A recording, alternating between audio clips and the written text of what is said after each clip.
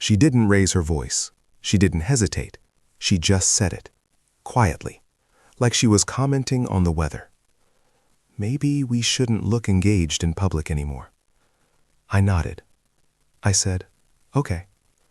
And in that moment, something ended, even though neither of us named it yet. 2 weeks earlier, I'd been planning a wedding. Not hypothetically, not vaguely. Actual dates, venues, guest lists, arguments about flowers. I was 29 years old, 8 months engaged, 3 years in love, or at least I thought I was. People loved us. Our friends called us solid. Her parents called me family. On the surface, there wasn't a crack anywhere. Until there was. The conversation happened on a Tuesday. Nothing cinematic about it.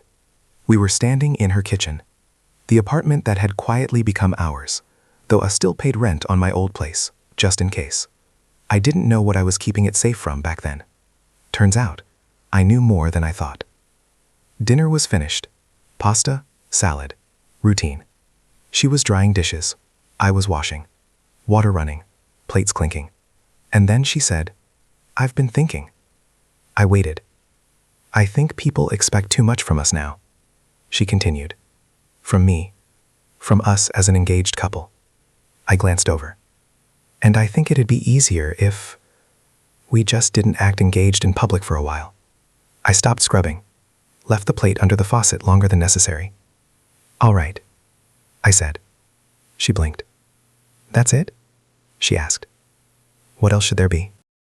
She turned the dish towel over and over in her hands, like she was folding nerves into fabric. "I thought you'd want to know why." "I do," I said, "but you don't owe me a speech." She explained anyway. Pressure, expectations, questions, wedding talk, everyone watching. "I just want to feel like myself again," she said. "Like we're just dating." I nodded. Understood. Not because I agreed, but because I heard her. She looked unsettled by my calm, like she'd prepared for resistance and didn't know what to do without it. That night, she fell asleep quickly. I didn't. Engaged people who want to be engaged don't try to shrink their commitment. That thought kept circling my mind like a warning light, so I paid attention. I noticed how she angled her phone away from me when she texted, how after-work drinks started happening twice a week, how wedding talk vanished unless I brought it up, and even then it felt like dragging a reluctant anchor. By Thursday, she casually reminded me about dinner with her parents that weekend. "Oh, and maybe let's not talk about wedding stuff," she added. "I told them we're still figuring things out." Still figuring things out.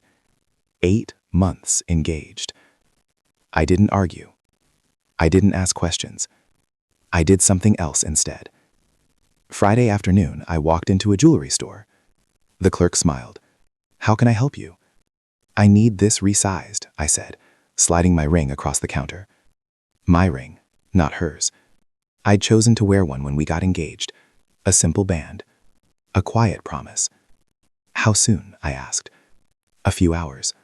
"Great." Before I left, I hesitated. "Can you engrave something inside?" She nodded. 3 words. She said no. I didn't put the ring back on. Saturday night arrived. She was cheerful in the car, laughing, talking, comfortable. She didn't notice my bare hand. Her parents welcomed us like always. Hugs, food, warmth. The kind of environment where lies stand out because everything else feels honest. Dinner was served. Plates passed. Conversation flowed. Until her mother paused mid-sentence. Her eyes dropped to my left hand. "Sweetheart," she said gently, "where's your ring?" The table froze.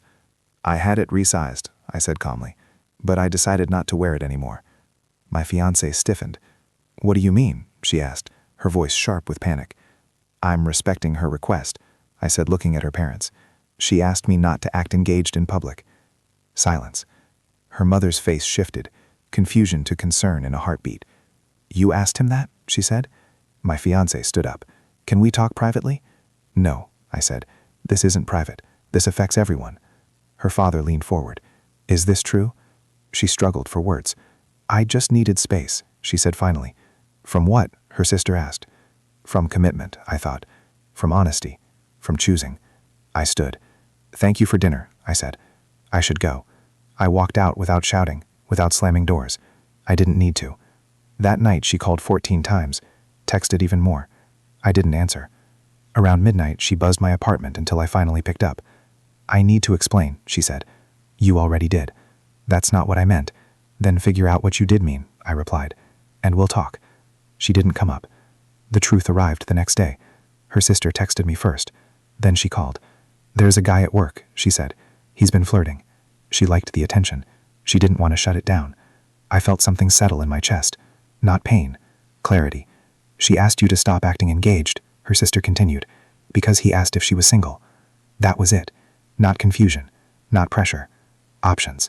When my fiancée came over that evening, she looked wrecked. I told her I knew. She cried, apologized, swore nothing physical happened.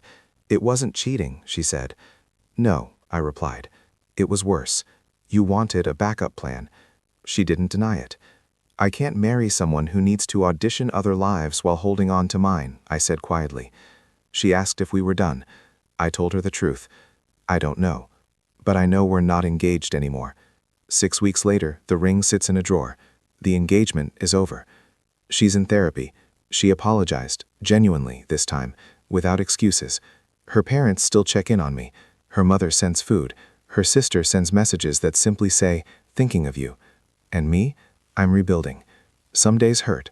Some days feel lighter than they have in months. The ring isn't just missing from my hand. It's missing from the illusion I was living in. And that silence at the table that night? That wasn't about jewelry. It was the sound of truth finally being seen, once there was nothing left to hide it.